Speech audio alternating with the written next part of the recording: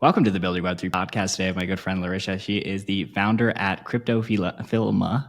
I'm trying to say that correctly.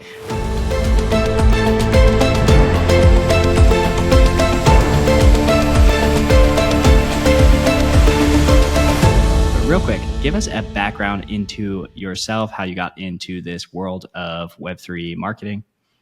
Yeah, through events, believe it or not. So in late 2017, I was working as a photographer and also helping with this event company do some social media and consensus. So, like, not the event, but actually like the software company. They had an event called Ethereal San Francisco. And so I helped them with some tweets. But then the world got really real for me at South by Southwest. So I was asked to come back. And I just started posting on their Instagram, which now you could not do. They would have rules of who has access to that. But I impressed some folks. And so I got hired on in 2018. So I love events because of that, because you have a lot of people that will come into the space through an in-person event. So that's how I entered. So you entered through the in-person events, but then you're kind of stuck around for the social media aspect. Talk to us a little bit about what you specifically do on social media for Web3 companies, and what's kind of your general approach. So I was in-house for social media for about 4 to 5 years and eventually was doing content. And social media touches every aspect of marketing, especially in Web3. So it's a very vital role. And I just decided that I wanted to have, more agency over the products that I wanted to work with. And so I decided to go and start my own company, which is CryptoFilma. And we focus on Web3 and entertainment. And what I like about Web3 and social is that it always changes. So you have to stay on your toes and be willing to adapt and try new things. And I've actually some people are scared of AI taking over kind of the role that I do and the company does, but I see it as an asset. And if you're a small company, yeah, you can use AI, but it's not going to get you to where you need to be. So I see it as it's a friend, not a foe. But I'm excited to see kind of just where Web3 social, how it grows, and then how we can get more people to join in the Web3 space through traditional social media means, which is becoming harder in my opinion, but still a fun challenge. And now when we're talking about social media strategy and the channels you're using for Web3, are you talking about Twitter, Instagram? Talk to us a little bit about some of the channels you guys are focusing on. Yeah, so for most of my clients, it is all Twitter or X. And then I really push to do LinkedIn though. And that's where kind of a sleeper pick, at least from a brand awareness and just low hanging fruit. But on Twitter, it's gotten interesting. It's all about individuals now more than the actual brand. And if you're on the brand, you have to be really loud. And that could be with your messaging or with your imagery. It's less Instagram. And that's just, when I was in-house, it just depends on really the project that you're on. But most of the companies now that I work with are pre-seed or Series A. So Instagram doesn't really make too much sense for them. And then for any of the Web3 social media platforms, I really push of that you should be on there, but it's kind of just what are your needs? And most people just want users or to be in the know, and that's going to still be on the traditional platforms. So if we had to stack rank it from your perspective, is it X/Twitter, as it was historically called? Then it's LinkedIn for more brand awareness, maybe, trying to get who would you say from the blockchain space is largely on, LinkedIn, or is it just kind of trying to capture a long tail? Long tail, but global. So I wouldn't call a lot of people in Europe are still using LinkedIn, and in Latin America, I would say it's actually, so to be X would be the first one, and then YouTube. I'm really bullish on YouTube. A lot of companies aren't necessarily using it. So one thing that I like to do is anytime you're at an event and you get this video, it's making sure the video is optimized for SEO. What are you linking out to so that, because people can find you on there, and then creating clips, because the majority of the time you're not going to watch an hour talk. Maybe you will, right? But just making sure you have those clips. And so I think YouTube is really important you can just get a lot of new people just from finding you. So it'd be X, YouTube, and then LinkedIn. Yeah. And then LinkedIn. Maybe Farcaster or Lens, really, really long tail. Interesting. So, I know so that's let's a talk. hot take, especially being in the space. It just depends of like, I don't know. I think the Web3 platforms for social are echo chambers, to be honest. So, Yeah. It yeah. probably also, and this is my perspective, it probably also depends on who you're speaking to. So I talk with a lot of like B2B infrastructure companies. So it's like, well, if they're trying to attract builders, it actually does make some decent sense to be where like the highly online people are. Hmm. However, I don't know. I guess if you're going B2C, like Twitter, you got to be there. Where else? And then let's actually break down each of the channels and let's talk about some of the strategies there. So let's talk about the king, Twitter/X. What do you recommend that clients are doing on there? Is it joining spaces? Is it posting 3 to 5 times a day? Talk to us a little bit about like the strategy there.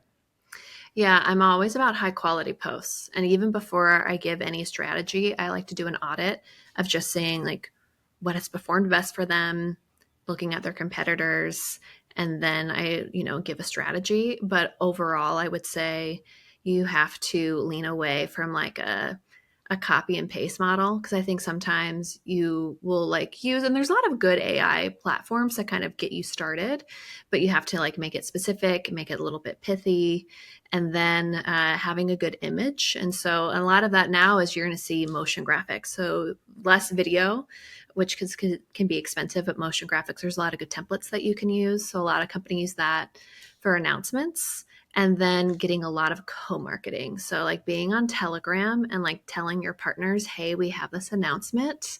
Can you amplify it in any way is helpful. And then I'm very big on helping founders. And I think that's why a lot of the times I get hired is to work on the thought leadership piece because so many people are following the builders themselves, less the brand. And then they're like, oh, that's a cool thing that they're building. Let me see what the brand's doing. And then eventually, once you scale, yeah, they're going to follow your main account, but people want to follow people overall.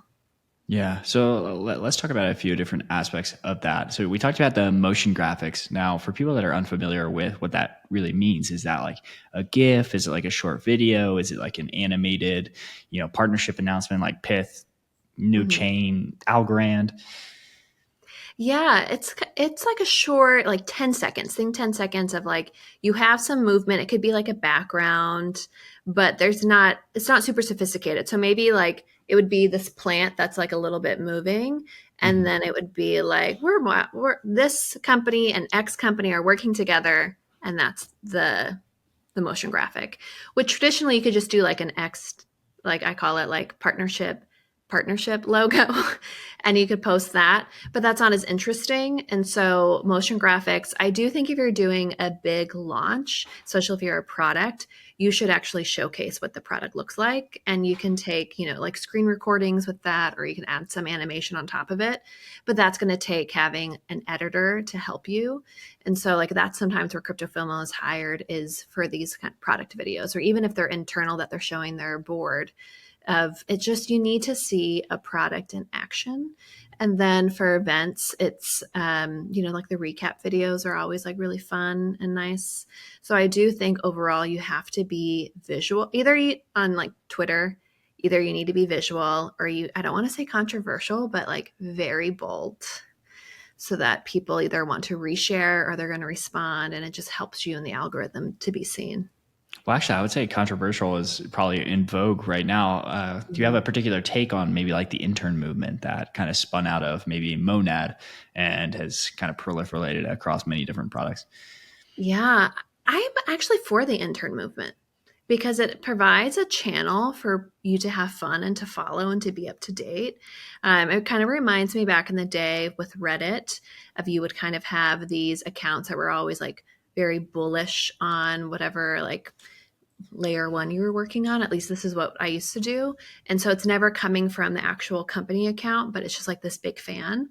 And so I think that's what we're seeing on Twitter with these intern accounts is like people just want a place to have fun, and they provide an engaging post that you're going to interact with. And it's going to read less like a press release. Not that a lot of these main channels are reading like a press release, but they're dry, right? And so having a fun place where you can like test out a meme is a good spot. Yeah, my general, and this may be skeptical take on the industry, even though obviously, guys, I love the industry I'm in it, is that most of these companies don't have any product market fit. So they need to create community. So they essentially need to make like missionaries or like evangelists out there that will share their content. Because if you think about it, no one here is passionate about MongoDB. You would never be passionate about a database unless you're like a Mhm. real in the weeds builder. But that's essentially what like a lot of these blockchains are trying to do. Like, who really thinks about like parallelization in the monad ecosystem? Very few people. So if you're writing like very technical stuff, it's tough to get any kind Mhm. of traction. That's very true. Yeah. So we've got now the motion graphics. We've dove a little bit into the intern movement. Let's talk a little bit about like what kind of thought leadership pieces. Is this like, hey, we need the founder posting about account abstraction, or is this like, hey, we need like the head of DevRel to really be on the front lines? Talk to us a little bit about like what kind of posts you think are valuable for like the founders or like a Yeah. pre-seed, seed stage startup. hmm So I do think the founder needs to just talk about whatever niche industry they're in and just constantly, even if it seems really simple and like, oh, everyone knows this in the industry, not everyone does. And I think that's what I find interesting about crypto is everyone pretends like they're in the know. But actually like, like one or two sentences about something, like even for me, like abstraction. So it's nice when someone is going to give a little bit more of a deeper dive, and that's what I just tell, like what I notice for founders is their most popular posts to them are like, well, everyone knows this. But it's like, well, in your channel, everyone knows, but not everyone actually knows. And I think even in Web3, so much constantly changes and things are being tried out that like you may be like truly, I don't want to say an expert, but like well aware of what's happening and like maybe 3 to 5 use cases. Right. And so I always am about what feels very general for you to talk about and then to post that multiple times and try it out. Like, let's do a thread, let's do a meme, let's try a long form because, a tweet doesn't live very long. And so you're just constantly just trying to reiterate on a point. So that is one. And then for announcements, it's a tough line of like you don't want to be shilly, even if you're like you own this company, right? But it's giving a little bit more detail that you necessarily wouldn't get from like a press release. So it feels a little bit more personal. And then having a graphic that goes with it. Because I find what's interesting about, nowadays for all of the social media accounts, they want you to stay on their platform. So anytime you link out, it's just, it's a risk that you're going to take, but sometimes for lead generation, that's what you need to do.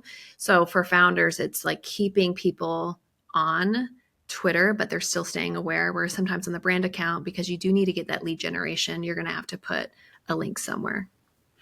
Yeah, what I've seen people do is they'll have this thing on like something like a tweet hunter where we'll auto plug. It's like, hey, if this gets like 10 likes, then plug the actual website underneath the tweet, and that in theory shouldn't hurt as the engagement as much. But curious what you think about it. So a lot of people, what they'll think about is they'll like have awareness levels where it'll be like, hey, this person like they have no awareness, or this person's like the most aware. They're like deep dive developer. Do you recommend like a breakdown for founders that are new to posting, being like, hey, 20% of your content has to be like people that have no idea what wallet abstraction is, and like I 10% of your always content. That's something I should try, honestly. What I do is I'm like, hey, what do you enjoy talking about?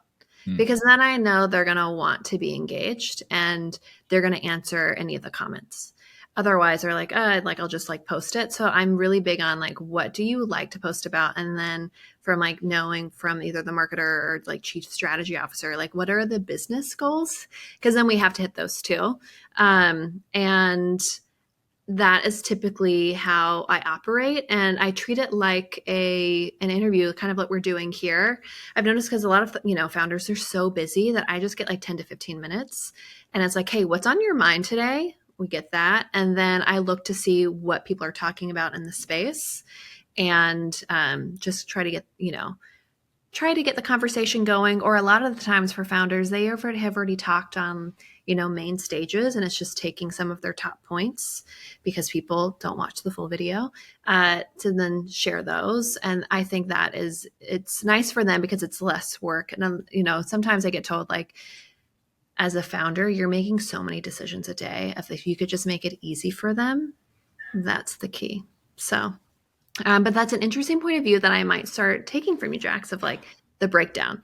I think I would definitely do that if someone was wary of doing any sort of thought leadership. But if you're a founder in Web3, you have to be vocal. Like that's just the way of the game. Because a lot of the times for projects, it's less about if you were first, if you're the like best product fit. It is, are you the loudest? Do people know about you? And that's why marketing is so important. Yeah, it's kind of curious to me, and I think I tweeted about this. Sometimes on Twitter, I can come off as a bit mad. It's not what I want, but sometimes I'll get in a mood and I'll just start scribbling away tweets.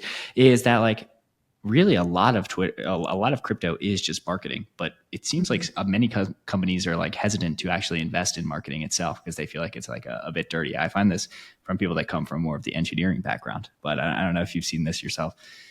A little bit, because I think sometimes they think, our engineers should be the voice pieces, Mhm. and, um, marketing is expensive. Like that's just kind of the facts of it all. And I think that's why people are using a lot of tooling and why there's like these big agencies that just like come in and help out. But yeah, I think, if you want to scale, you have to market, and that's just what it is.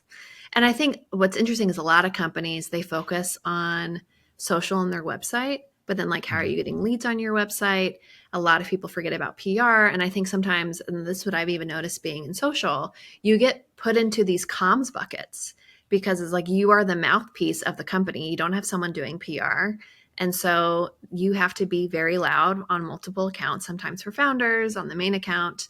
And like crisis comms, that comes from social Mhm. a lot now because that's where people go, and Discord. But, X is really where people want to be for any information if they're talking about, a product. So Unless we've they're got technical, and then they're going to go to Discord because they'll just get quick answers.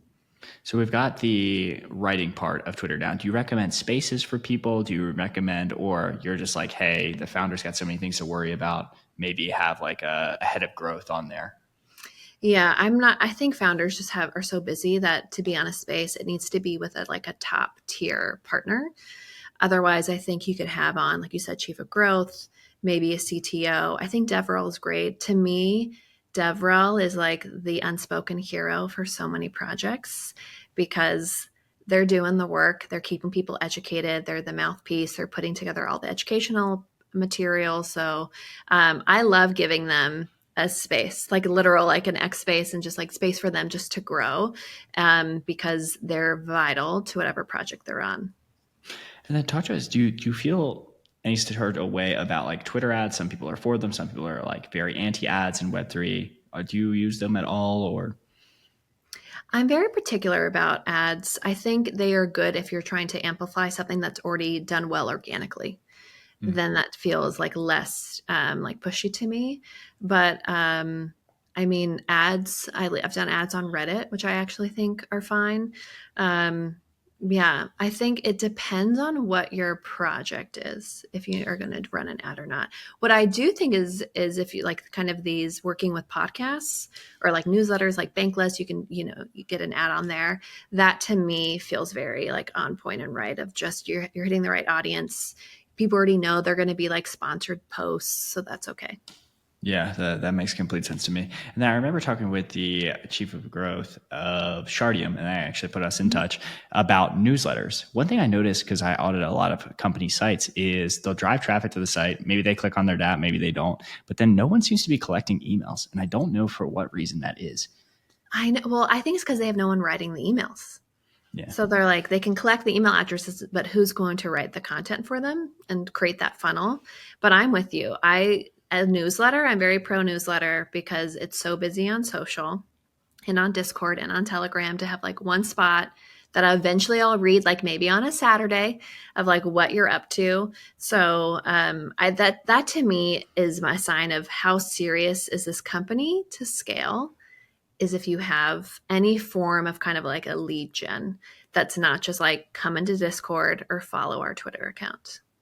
Yeah, or like lead nurture, which I find it Mhm. so surprising that there's like no lead magnet at all. Not that I think lead magnets are particularly easy in crypto.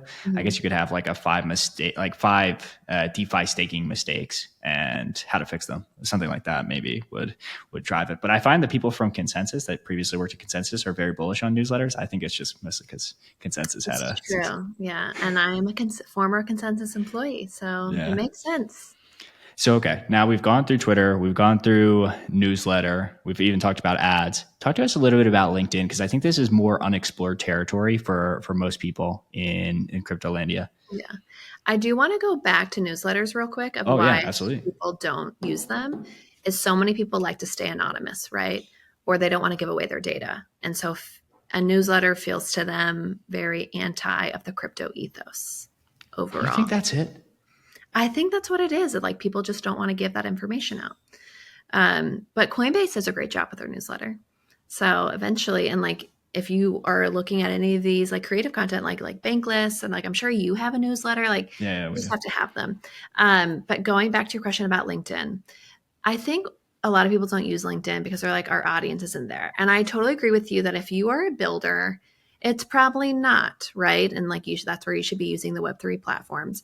But if you are in BD and if you're doing any form of retail marketing, you just have to, but it's not going to be doing every post that you're going to see on Twitter.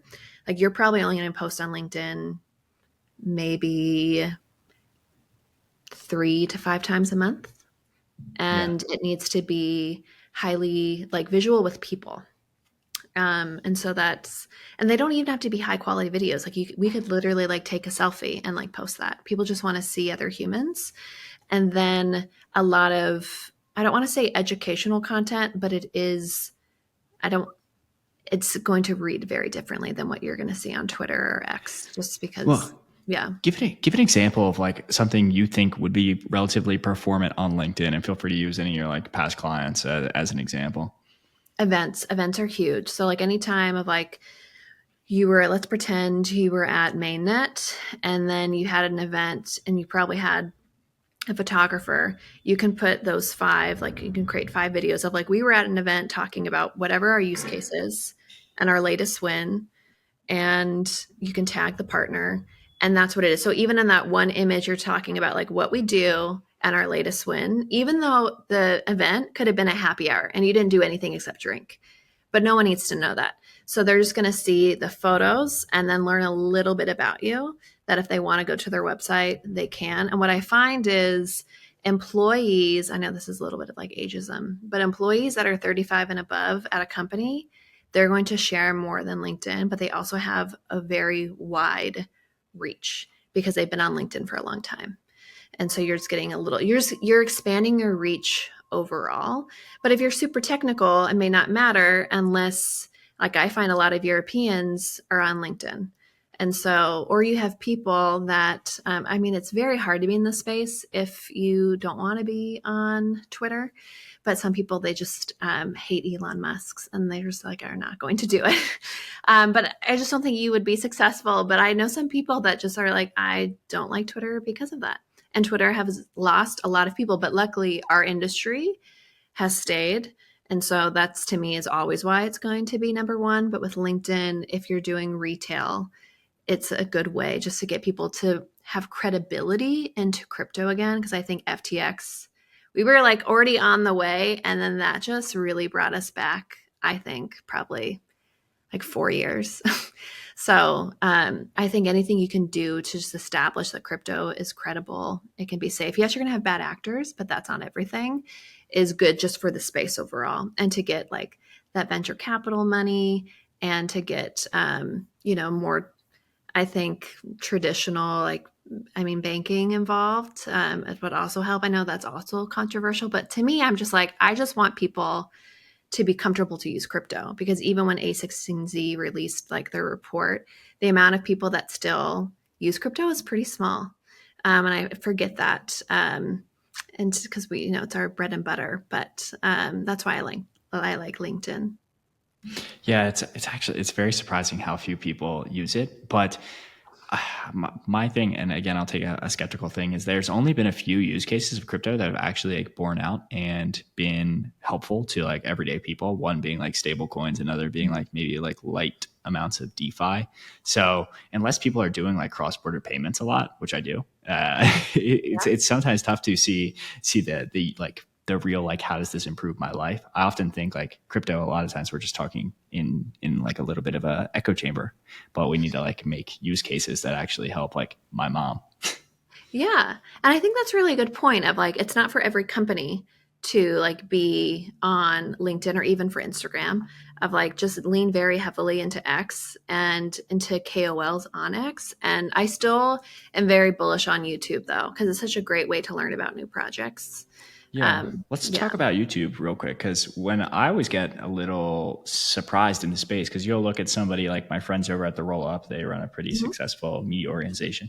But you'll look at most of their videos will do like 100, depending on the guest, maybe at the max like 1,000. So you look at that and you're just like, that's kind of, it's kind of low. So I feel like sometimes companies will look at that and be like, I don't really want to invest in video because it doesn't seem like there's a lot of traction there. But I could be completely mistaken. You're the expert. You tell me. Yeah. I haven't looked at the Rollups YouTube account, but I know that they're very technical. So I was just like, they have like more of a niche audience overall. But it'd be interesting to see of like, what are their summaries like? How are they pushing? Like, are they doing clips on X to then drive traffic overall? And just kind of their SEO in general for the videos. Yeah, I 100% agree. Like the TAM for very technical topics is relatively low by nature. So, do you recommend people like, well, when you're talking with some of your companies, what kind of content do you recommend? It's like Mhm. recaps, it's clips, it's you For know, on YouTube? yeah, Yeah, I think a kind of a year in review. It doesn't need to be called that, but just so that someone, I'd like an about us is important, right? Like, what is your project or product? And then who is your founder? And like a minute on them, because this is what people are going to necessarily look at. And then I would do very high level work. So, like, for instance, let's pretend you're like a ZK client. Not a lot of people are like, know ZK. They think of privacy, they don't think of like scalability. So, you could talk about, like, hey, what is ZK and Solana? People know Solana. They're very interested in Solana. So you may be like, Solana is going to scale because of ZK, or Solana is going to like, you can use more apps, or just I would try and tie it into something bigger than yourself, then people are going to join overall. And then work with yeah. I was about to say the people that I've seen do really good YouTube content, coin market capping one, CoinGecko. Like if they do Mhm. like a what is DPIN, that's a there's sometimes I look at those videos, I'm like, I'm not even gonna touch that topic because Yeah. they got it. Yeah. And I think this is also where working with I it's funny. I say KOLs for Twitter, and then for YouTube, I always say content creators, or like influencers. But I think getting more people outside of your audience to talk about something and then you're a guest on is helpful too. So kind of like a PR, so hopping on podcast, try to siphon off some of the audience. That makes complete sense to me. Mhm. And then sometimes, like, I've worked with, this is more if you're in retail, right, or working on consumer apps. Of I have hired traditional influencers that know literally nothing about crypto to make a video on it. But part of that job is then you have to onboard them to crypto. And you just have to be okay with that time and getting that feedback, live feedback. But then you get so much more people that would never have known about you because of it. And then, so we've got all of this like social media content out there. We talked about how, links can hurt engagement, but like you kind of do need links in order to drive people into your funnel. Talk to us a little bit about like community building, or should you drive people straight to your app? Like talk to us a little bit about, it seems like Web3 is obsessed with communities. So talk to us about like I communities and just like know. marketing funnels in general.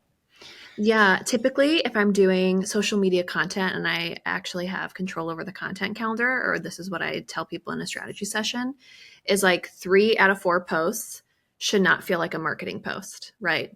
And then the fourth one is like your marketing post, you want them to go to a website or you're talking about a product. And so that is helpful to build community. and then making loud voice pieces within your internal company or project be the marketing force for you without it sounding very marketing or salesy, because they're just really excited about it because they're building it themselves, or like there's a use case. So that is one. And then giveaways and contests, which I know like there's some like legal things that you have to like follow for those, but you get a lot of people that join through them.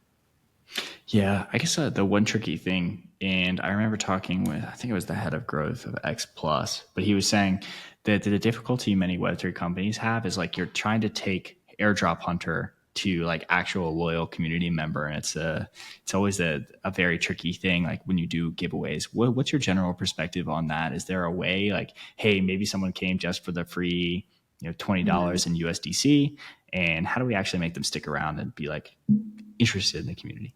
Yeah, you have to make the community interesting to them. I think it's like really on the marketing team of like showcasing why it matters, like why this exists. It's kind of what we talked about. A lot of people don't know their product market fit, or I think they just brag about like, here's the cool thing that we did, but it's never about like, this is why it matters to you, right? Or this is why it would matter to someone else.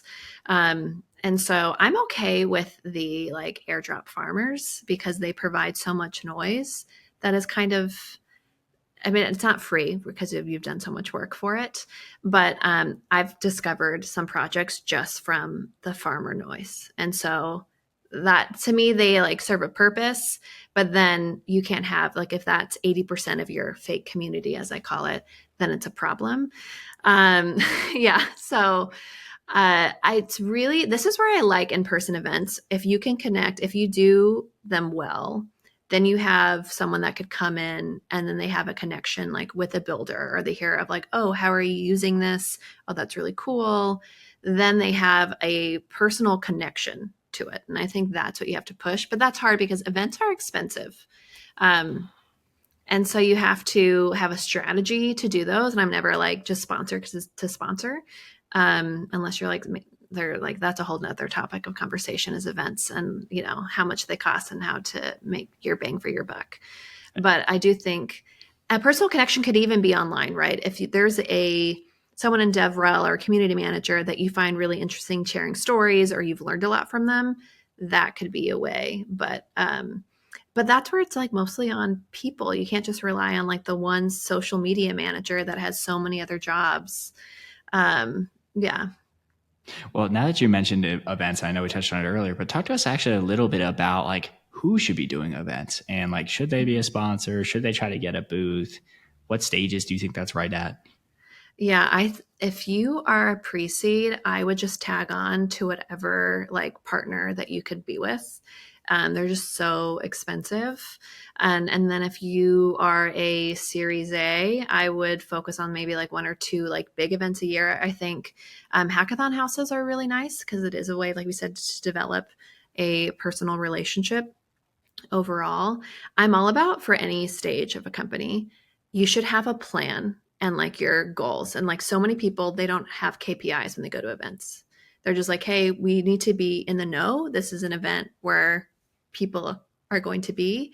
And so I think there should just be like, how many lead generation? Or like, do we want to make relationships with the press? Are we meeting with investors? And then from there, developing a strategy and just share on social. I don't know, like social media sharing for events is very, you have to do it, but I wouldn't necessarily call them successful posts overall.